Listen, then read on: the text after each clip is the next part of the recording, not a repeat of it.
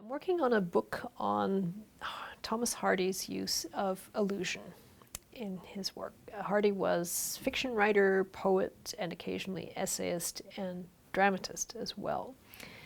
And I started getting really fascinated by the way that he uses illusion when I was producing editions of two of his novels, Desperate Remedies and Trumpet Major. And the received wisdom about Hardy's illusions has always been that, okay, he was a self-taught, self-educated guy.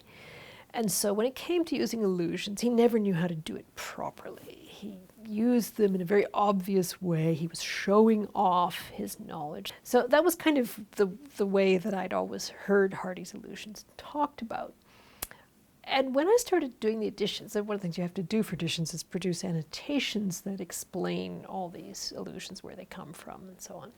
And to do it properly, you actually have to go and read or reread the original works that are being alluded to. And then you start getting a sense of what Hardy is taking from them and how he's tweaking them and twisting them. And I started realizing that this isn't about showing off. And I just became so fascinated with the idea that he was actually being much more tricksy, and he's much more aware of something that I call the politics of illusion.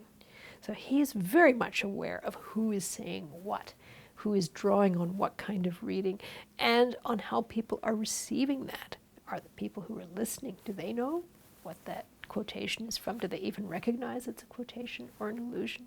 So he's always terribly well aware of that stuff. Once you start thinking about how people use illusions, how they function in texts, you can't help but start thinking about culture more broadly, and what that means and what it adds up to, and how all of us are very much the products of microenvironments inflected by place and class and reading.